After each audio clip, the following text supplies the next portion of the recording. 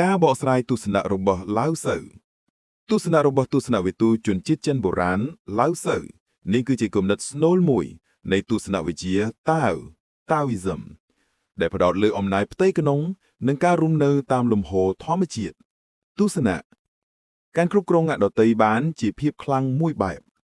ឯការគ្រប់គ្រងខ្លួនឯងបានទើបជាធម៌ពលដ៏ពិតប្រាកដ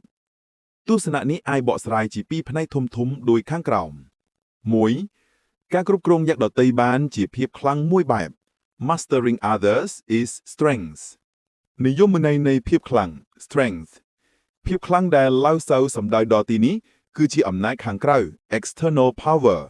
ឬអំណាចខាងរូបកាយដែលកើតចេញពីឋានៈតួនាទីទ្រព្យសម្បត្តិឬការប្រើប្រាស់កម្លាំងបាយ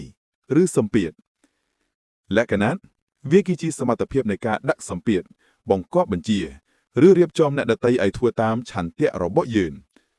អ្នកដឹកនាំល្អអជ្ញាមេតបឬនាយកក្រុមហ៊ុនសុទ្ធតែប្រើប្រាស់អំណាចប្រភេទនេះដើម្បីសម្រេចគោលដៅភាពផុយស្រួយភាពខ្លាំងនេះគឺមិនស្ថិតស្ថេរហើយពឹងផ្អែកលើកត្តាខាងក្រៅបើបាត់បង់តំណែងឬទ្រព្យសម្បត្តិនោះការគ្រប់គ្រងលើអ្នកដទៃក៏បាត់បង់ដែរការគ្រប់គ្រងដោយបង្ខំតែបង្កើតបាននូវការទប់ទល់និងការមិនពេញចិត្ត 2. ឯការគ្រប់គ្រងខ្លួនឯងបានទើបជាធម៌ពលដ៏ពិតប្រាកដ Mastering yourself is true power និយមន័យនៃធម៌ពលពិត true power ឬ might ធម៌ពលពិតគឺជាអំណាចខាងក្នុង inner power ដែលមិនពឹងផ្អែកលើការអនុញ្ញាតពីនរណាម្នាក់ឬកលៈទេសកៈខាងក្រៅឡើយ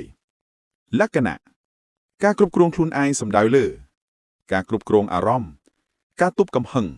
ការបង្រួមចិត្តមិនប្រណ្ដោយកោតណ្ហាឬការភ័យខ្លាចមកដឹកនាំការសម្រេចចិត្តវិន័យខ្លួនឯង self discipline សមត្ថភាពនៃការធ្វើអ្វីដែលត្រឹមត្រូវទោះបីជាលំបាកឬមិនពេញចិត្តក៏ដោយការស្គាល់ខ្លួនឯង self awareness យល់ដឹងពីចំណុចខ្លាំងចំណុចខ្សោយនិងទម្លាប់របស់ខ្លួនយ៉ាងច្បាស់លាស់ភាពអស្ចារ្យអ្នកដែលគ្រប់គ្រងខ្លួនឯងបាននឹងមានសេរីភាពពីការប្រតិកម្មទៅនឹងពិភពខាងក្រៅ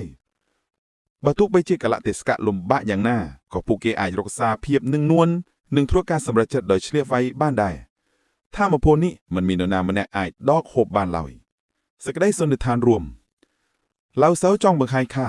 អំណាចដែលយើងមានលើខ្លួនយើងគឺមានតម្លៃនិងមានឥទ្ធិពលយូរអង្វែងជាងអំណាចដែលយើងមានលើអ្នកដទៃអ្នកគ្រប់គ្រងអ្នកដទៃប្រើកម្លាំង force ខាងក្រៅអ្នកគ្រប់គ្រងខ្លួនឯងប្រើប្រាជ្ញានិងវិន័យខាងក្នុង wisdom and discipline